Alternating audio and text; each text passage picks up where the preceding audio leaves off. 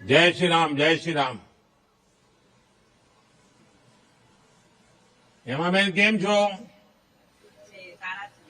તો તમારા ઘર પાસેથી જ બોલો છો? હા સાહેબ, મારા ઘર પાસેથી બોલું છું. આજુબાજુના અડોશો પડોશો ને બેસાડા લાગે છે. જરા તમારા હેમાબેન તમારા પરિવાર વિશે જરા મને કહો, શું છે?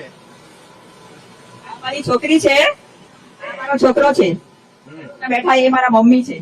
હમ. શું શું પ્રવૃત્તિ કરો છો? કોણ શું કરે છે? ઘરમાં કેટલો લાભ મળ્યો છે સરકારનો? કઈ કઈ યોજનાઓનો લાભ મળ્યો છે? જરા સમજાવો ને મને.